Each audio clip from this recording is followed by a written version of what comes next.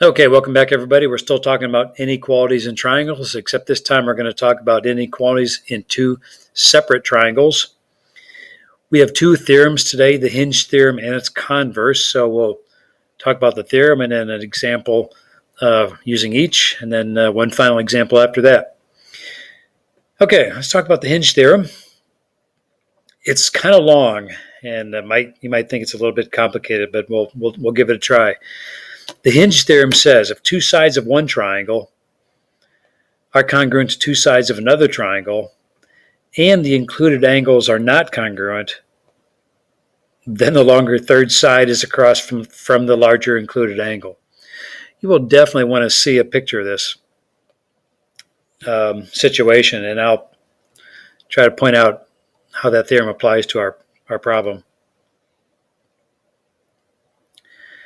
Okay, so here's our example. You see the two triangles in there, and I'm going to mark some stuff off so it'll make some sense to you. So again, the hinge theorem says if two sides of one triangle are congruent to two sides of another triangle. So the two triangles have that side that's congruent. They're both 6, and they have a common side that's congruent. Okay, so the directions here ask us to compare two line segments. KL, well, I'm going to highlight these. So compare this segment KL with MN. Which one's longer? Okay, so the way we know which one's longer, according to the hinge theorem, is you look at the angles across from those. So you know that in this bottom triangle, you have a 53-degree angle between the two sides that are congruent. And in this top triangle, you have a 57-degree angle included in between these two sides that are congruent. So the hinge theorem says that when you have that situation, the side across from the larger angle is greater. So that's going to tell you that side MN is greater than, length is greater than side KL, because 57 degrees is bigger than 53 degrees. And that's what the hinge theorem says. Again, if two sides of one triangle are congruent to two sides of another triangle, and the included angle of one triangle is greater than the included angle of the other triangle, then the third side across from the greater angle is longer than the other side across from the smaller angle in the other triangle. Probably easier to see than to talk about. All right. That's the hinge theorem. The converse of the hinge theorem is also kind of complicated, at least at the first. So let me read that and talk about that. It'll sound kind of familiar to you, though. So the converse of the hinge theorem says if two sides of one triangle are congruent to two sides of another triangle, and the third sides are not congruent, then the larger included angle is across from a longer third side. Okay, let's think about that. Again, I'll try to make some sense out of that with a drawing. So in this diagram, you see two triangles again,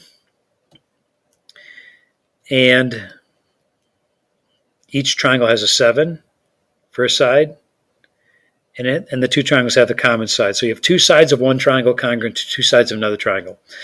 So the converse of the hinge theorem says that you look at the third sides, and if one is larger than the other one, like here you see 5.3 and 5.1, then the included angle across from the longer side is greater. So that's going to tell you, and that's what they're asking us to compare. I should have said that earlier. They're asking us to compare these two angles right here, as far as which one's greater. So the angle that's across from the 5.3 side would be greater than the angle across from the 5.1 side, because it's wider open, right? It's open wider there. So we can say that the measure of angle PQS, the measure of angle PQS, that's the one on the left, is greater than the measure of angle RQS.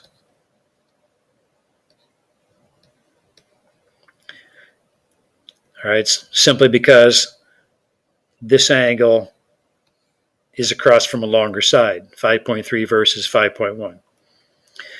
So that's the converse of the hinge theorem. And kind of, you almost don't have to memorize that word for word as much as it's probably easier just to look at the picture and say, yeah, I kind of understand that. Of course, that first angle on the left is bigger because it's wider open because the side opposite that angle is longer. Okay, we have one more example.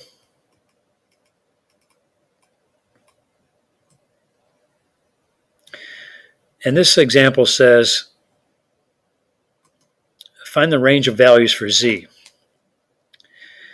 Okay, so you have given here one side of each triangle congruent, and of course then they have a common side again.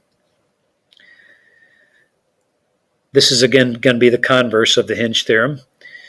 You got two sides of the top triangle congruent to two sides of the bottom triangle. And then the third sides are not equal. One of them is 25 and one of them is 24. So that means that the 6z minus 3, that's going to be smaller than 45, isn't it? Because the 6z minus 3 is across from 24, and the 45 is across from 25. And so the 6z minus 3 is going to be the smaller angle. So we'll solve that for z.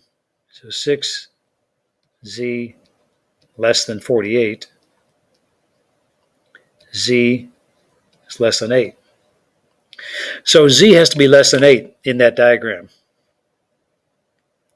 But is there a minimum? I mean, could z be 0? Could z be negative? Is there a minimum for z? Does it have to be greater than some number? Well, there is a minimum, and well, actually, technically not, but it does have to be greater than a certain number. So that 6z minus 3 is going to have to be greater than 0, isn't it? Because the angle, it's an angle. It can't be 0. It's got to be greater than 0.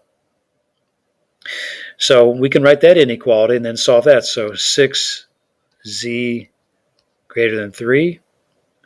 Z must be greater than 1/2. 3 over 6 is 1/2. And so z's got to be greater than 1/2.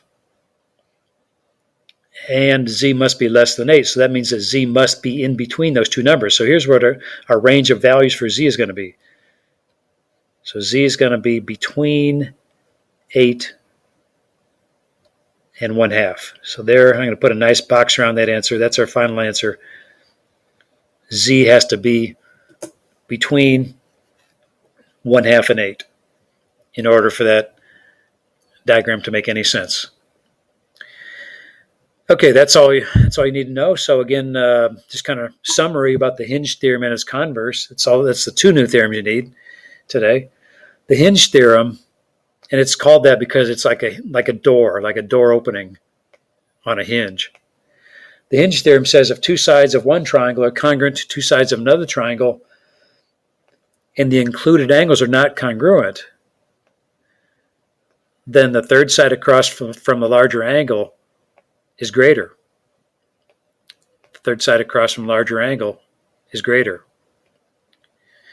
And then the converse of the hinge theorem, it sounds similar, but it is the converse. If two sides of one triangle are congruent to two sides of another triangle,